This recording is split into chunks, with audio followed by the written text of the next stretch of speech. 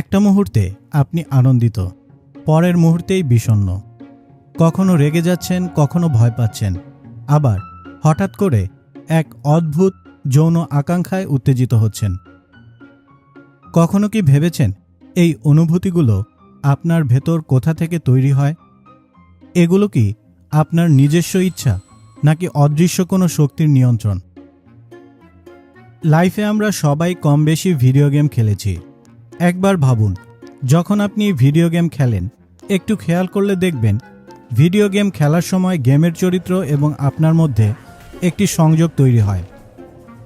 চরিত্রটি যা কিছু করে তা পুরোটাই আপনার মর্জি অনুযায়ী। তার প্রতিটি নড়াচড়া, প্রতিটি অ্যাকশন নিয়ন্ত্রিত হয় আপনার চিন্তা ও আঙুলের স্পর্শে। কিবোর্ডের প্রতিটি কমান্ডে একটি নির্দেশে, আর সেই কমান্ডের রিফ্লেকশন তৈরি হয় আপনার মস্তিষ্কে। যদি আমি ভুল না বলি, বিষয়গুলো ঠিক এরকমই। তাহলে কি আমাদের ক্ষেত্রেও তাই? আমাদের শরীরও কি এরকমই এক গেম চরিত্র, যেখানে প্রতিটি আবেগ, প্রতিটি চিন্তা নিয়ন্ত্রিত হয় মস্তিষ্কের অদৃশ্য কমান্ডে? অনেকে বলেন এগুলো হয়তো ঈশ্বরের ইচ্ছা, ভাগ্যের লিখন বা মন নামক রহস্যময় আত্মার খেলা। কিন্তু বাস্তবতা হলো, আমাদের প্রতিটি অনুভূতি, চিন্তা আর স্বপ্নের মূল কারিগর হচ্ছে আমাদের মস্তিষ্ক, আর মস্তিষ্কের ভেতরকার কিছু রাসায়নিক উপাদান, যাদের রাসায়নিক পরিবর্তনেই তৈরি হয় আমাদের সকল অনুভূতি, চিন্তা এবং স্বপ্নের। স্বাগত বিজ্ঞানী চ্যানেলে। আজ আমরা কথা বলবো চিন্তা এবং অনুভূতির বিজ্ঞান নিয়ে। চ্যানেলে নতুন হয়ে থাকলে সাবস্ক্রাইব করে যুক্ত হবেন। সাবস্ক্রাইব করাটা আপনার জন্য ফ্রি, কিন্তু আমার জন্য বিশাল অনুপ্রেরণা। তাহলে আর কথা না বাড়িয়ে চলুন হারিয়ে যাই মস্তিষ্কের এই গভীর রহস্যময় জগতে। আমাদের অনুভূতির সবকিছুর পেছনে কাজ করে মূলত কিছু রাসায়নিক সিগন্যাল কেমিক্যাল, যাদের আমরা নিউরোট্রান্সমিটার বলি। এই নিউরোট্রান্সমিটারগুলো হলো glutamate, gamma amino butyric acid, সংক্ষেপে গ্যাবা, অ্যাসিটাইলকোলিন, মোনোঅ্যামাইন নিউরোট্রান্সমিটার, যার মধ্যে উল্লেখযোগ্য ডোপামিন, সেরোটোনিন ও নরএপিনেফ্রিন। এই কেমিক্যালগুলো আমাদের আনন্দ, দুঃখ, আবেগ, মুড এবং অভিজ্ঞতাকে নিয়ন্ত্রণ করে। খাবারের স্বাদ, গন্ধের মাধুর্য, সঙ্গীতের সৌন্দর্য, সব কিছুর পেছনে লুকিয়ে আছে এই রসায়ন। আমরা সাধারণত ডোপামিনকে মানসিক স্বাস্থ্যের হিরো মনে করি। অনেকেই বলে এটা প্লেজার কেমিক্যাল, কিন্তু এটা সম্পূর্ণ ভুল ধারণা। বিবর্তনের যাত্রায় মানব জীবনের উদ্দেশ্য হচ্ছে সুখ প্রাপ্তি, যা অর্জিত হয় কর্মের মাধ্যমে। প্রথম কথা, আমরা যদি আকাঙ্ক্ষা, আনন্দ এবং সুখ এই শব্দগুলোর প্রকৃত মানে না বুঝি, তাহলে আমাদের দ্বারা প্রকৃত সুখ অর্জন সম্ভব হবে না। আজকের এই আলোচনায় আমি আপনাদের চিন্তার কিছু খোরাক দেব, যা জীবনের মিনিং ও পারপাসকে বোঝার আগ্রহ তৈরি করবে। ডোপামিন আপনাকে আনন্দ বা সুখ কোনোটাই দেয় না। আনন্দ, প্লেজার, আর সুখ, হ্যাপিনেস, এই দুটো সম্পূর্ণ ভিন্ন জিনিস। ডোপামিন এই গল্পের কেবল একটি ছোট চরিত্র মাত্র। আনন্দ এবং সুখের পেছনে কাজ করে আরও অনেক রসায়ন, যেগুলো নিয়ে আমরা আলোচনা করি না, আর সেই অজ্ঞতা আমাদের আত্মার সুখ থেকে দূরে সরিয়ে দেয়। প্রায় 50 কোটি বছর আগে পৃথিবীতে জন্ম নেয় এক প্রাথমিক মস্তিষ্ক, যা ধীরে ধীরে বিবর্তিত হয়ে আজকের মতো জটিল হয়ে উঠেছে। গ্লুটামেট তখন থেকেই মস্তিষ্কের প্রধান নায়ক। এখনও সেটাই আমাদের নিউরনের মূল কারেন্সি। আমাদের মস্তিষ্কে প্রায় 86 বিলিয়ন নিউরন রয়েছে, কিন্তু তারা একে অপরের সঙ্গে সরাসরি যুক্ত নয়। তাদের মধ্যে ক্ষুদ্র একটি ফাঁকা স্থান রয়েছে, যাকে সিন্যাপস বলে। এই ফাঁকা স্থান পেরিয়েই এক নিউরন থেকে আরেক নিউরনে বার্তা পৌঁছে যায় গ্লুটামেট নামক রাসায়নিকের মাধ্যমে। ভাবুন, আপনার মাথায় চিন্তা আসে, সেগুলো আসে ইলেকট্রিক সিগন্যাল, যা বিদ্যুতের মতো এক নিউরন থেকে আরেক নিউরনে ছুটে যায়। গ্লুটামেট হলো সেই অন সুইচ, যা চিন্তাকে চালু রাখে। যদি মস্তিষ্কে শুধু গ্লুটামেট থাকে, তাহলে চিন্তা থাকবে, কিন্তু অনুভূতি থাকবে না। আপনি প্রকৃতির সাড়া পাবেন, কিন্তু প্রতিক্রিয়া হিসাবে কোনো রিয়াকশন দিতে পারবেন না। এখানেই আসে দ্বিতীয় হিরো, গ্যাবা, যা গ্লুটামেটের ঠিক উল্টো। এ যেন মস্তিষ্কের অফ সুইচ। গ্লুটামেট যেখানে উদ্দীপ্ত করে, গ্যাবা সেখানে শান্ত করে, প্রশমিত করে। যদি এটা না থাকতো, আমাদের নিউরনগুলো অবিরত কাজ করতে করতে পুড়ে যেত, যে অবস্থাটিকে আমরা স্ট্রেস বা অ্যাংজাইটি বলি। তাই দেখা যায় ক্রনিক উদ্বেগ বা স্ট্রেসে ভোগা মানুষদের জন্য গ্যাবা বৃদ্ধিকারী ওষুধ দেয়া হয়, যেমন বেনজোডাইজিপেন। অ্যালকোহলও গাবার কার্যকারিতা বাড়ায়। তাই মানুষ যখন অ্যালকোহল নেয়, শরীর শিথিল অনুভব করে, প্রতিক্রিয়া ধীর হয়ে যায়। অতিরিক্ত ইথানল তা আবার ব্ল্যাকআউট বা বেহুশ করে দিতে পারে, কারণ এইসব কেমিক্যাল কাজ করে গ্যাবা রিসেপ্টরের ওপর। এবার আসি সবচেয়ে ভুল বোঝা কেমিক্যাল ডোপামিন নিয়ে। গ্লুটামেট আমাদের চিন্তা জাগায়, গ্যাবা সেটাকে থামায়, আর ডোপামিন সেই চিন্তায় যুক্ত করে আকাঙ্ক্ষা বা ওয়ান্টিং। ডোপামিন কখনোই আনন্দ, প্লেজার বা লাইকিং তৈরি করে না। এটা শুধু আমাদের কিছু চাইতে শেখায়। এখন আপনার মনে প্রশ্ন আসতে পারে, ডোপামিন আসলে কি চাইতে শেখায়?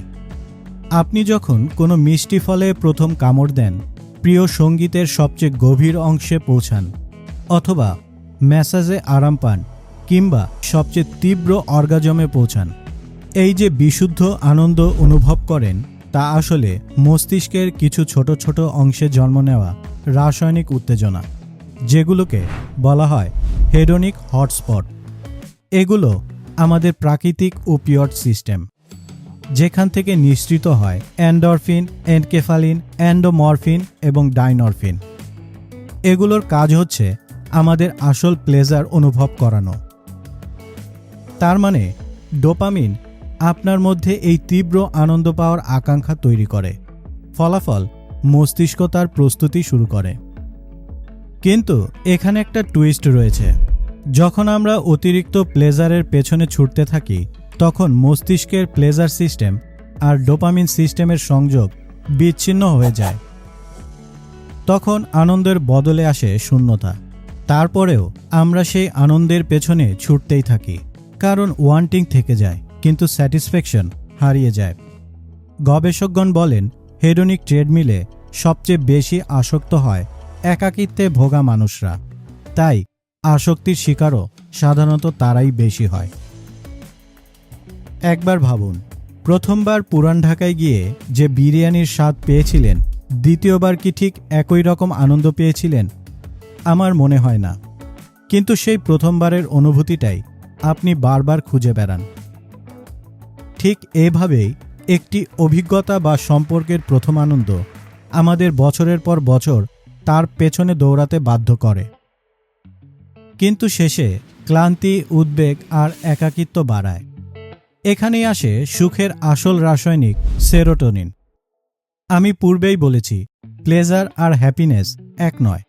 প্লেজার ক্ষণস্থায়ী, উত্তেজনামূলক, আর হ্যাপিনেস শান্ত, ভারসাম্যপূর্ণ এক তৃপ্তির অনুভূতি, যাকে গ্রিক দার্শনিকরা বলতেন ইউডাইমোনিয়া।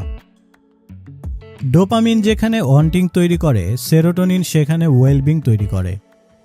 প্রকৃতি সেরোটোনিন তৈরি করেছিল সহযোগিতা শেখানোর জন্যে।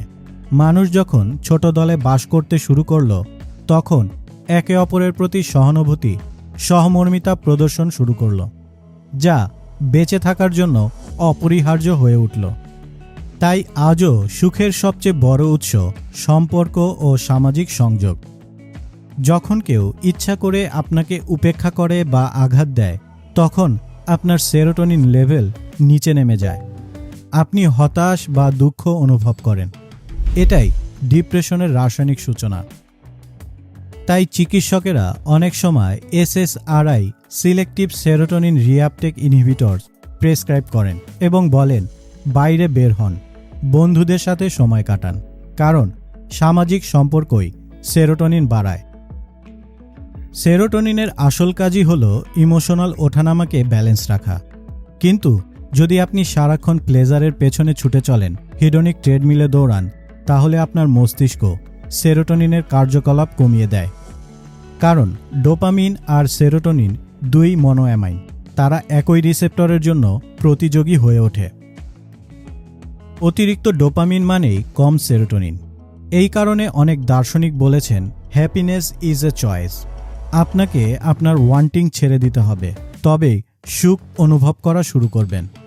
আপনার কি আছে তার ওপর আপনার সুখ নির্ভর করে না, বরং আপনার সুখ নির্ভর করে একটা দৃঢ় মানসিক প্রতিজ্ঞার ওপর। প্রকৃত সুখ আসে ভারসাম্যে, কৃতজ্ঞতায়, উদ্দেশ্যে, আর এই উদ্দেশ্যের মধ্যেই লুকিয়ে আছে জীবনের মানে। দেখুন, অনেক সফল মানুষ আসলে বিভ্রান্ত। তারা হেডোনিক ট্রেডমিলের দৌড়ে আটকে আছে, টাকা, খ্যাতি, ক্ষমতার পেছনে দৌড়াচ্ছে অবিরাম। কিন্তু আসল সত্যটা একটু গভীর। যারা সত্যিকারের হাইপার সাকসেসফুল, সমাজের শীর্ষে থাকা মানুষগুলো দেখতে মনে হতে পারে তারা টাকার জন্য, খ্যাতির জন্য বা ক্ষমতার জন্য কাজ করছে, কিন্তু তারা আসলে এক ভীষণ গুরুত্বপূর্ণ জিনিসের প্রতি ফোকাস করেছে, আর সেটি বৈজ্ঞানিকভাবেও প্রমাণিত। এই কাজটি মানুষের সেরোটোনিন লেভেল ও আনন্দের অনুভূতি কয়েক গুণ বাড়িয়ে দেয়। সম্পর্কের পর এটি সুখ বাড়ানোর দ্বিতীয় বৃহত্তম বৈজ্ঞানিক পদ্ধতি, আর তা হল পারপাস এবং রেসপন্সিবিলিটি। গত 25 বছরে বিল গেটস 8 লক্ষ কোটি টাকারও বেশি দান করেছেন পিছিয়ে থাকা মানুষদের উন্নয়নের জন্যে। তিনি ঘোষণা করেছেন 2045 সালের মধ্যে তিনি তার বাকি সব অর্থ, প্রায় 16 লক্ষ কোটি টাকা দান করে যাবেন। অনেকেই ব্যাপারটিকে ভিন্নভাবে দেখে। হয়তো অনেকেই বলবে এটা পিআর বা ট্যাক্স বাঁচানোর উপায়। হয়তো হতে পারে, কিন্তু এর পেছনে একটা প্রাকৃতিক লুপহোল আছে। আসলে প্রকৃতি কাউকেই ফ্রি হ্যাপিনেস দেয় না। আপনি একটু গভীরভাবে চিন্তা করুন। টাকা সুখ কিনতে পারে না। এটা শুধু ফাঁকা আনন্দ দেয়, যা মরুভূমির বালিকে ভেজানোর মতো। যতই পানি ঢালবেন কিন্তু ভিজবে না। মানব সভ্যতা গড়ে উঠেছিল সহযোগিতার উপর। যখন আমরা অন্যের জন্য কিছু করি, প্রকৃতি আমাদের পুরস্কার দেয় সুখ দিয়ে। তাই আজও একজন পরিশ্রমী কৃষক বা শ্রমিক একজন ধনী কিন্তু উদাসীন মানুষের চেয়ে অনেক বেশি সুখী, কারণ সে কাজ করে সমাজের জন্য অবদান রাখে। Purpose, contribution, belongingness equal to deep happiness. এই তিনটি জিনিসই মানুষের মস্তিষ্কের প্রকৃত রসায়নকে ভারসাম্য দেয়। তাহলে আমরা কি শিখলাম? আমাদের সুখ, দুঃখ, আকাঙ্ক্ষা সবই মস্তিষ্কের সূক্ষ্ম রসায়নের ফল। কিন্তু এই রসায়নের ভেতরেও লুকিয়ে আছে আরও গভীর কিছু, মিনিং আর পারপাস। আপনার মস্তিষ্ক প্রতিদিন অনেক সংকেত পায় এবং প্রতিক্রিয়া দেখায়। কখনো ডোপামিন আপনাকে ছুটতে বলে, কখনো গ্যাবা থামতে বলে। সেরোটোনিন শেখায় কৃতজ্ঞ হতে, আর গ্লুটামেট শেখায় ভাবতে। এই 4 রসায়নের মিশ্রণেই তৈরি আপনি একজন পূর্ণ মানব সত্তা। কিন্তু প্রশ্ন হল, এই অনুভূতির দৌড়ে আপনি কোথায় যাচ্ছেন? আনন্দের পেছনে ছুটছেন নাকি অর্থবহ জীবনের পথে এগুচ্ছেন?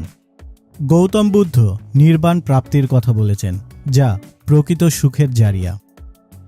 প্রকৃত সুখ আসে তখনই যখন আপনি নিজের বাইরে গিয়ে অন্যের জন্য কিছু করতে পারেন, যখন আপনার কাজ অন্যের জীবনে আলো ছড়ায়, যখন বুঝতে পারেন আপনার অস্তিত্বের মানে শুধু আমি নই, বরং আমরা।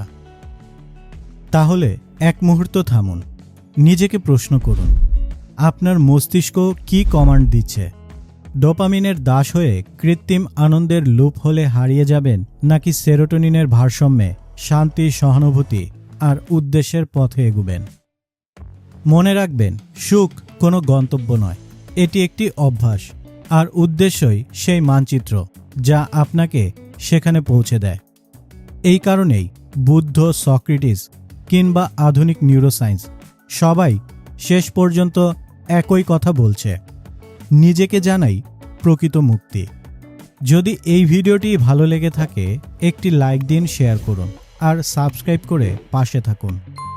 কারণ জ্ঞানই একমাত্র শক্তি যা আপনাকে মুক্তি দেয় ভেতর থেকে এবং আরও গভীর থেকে।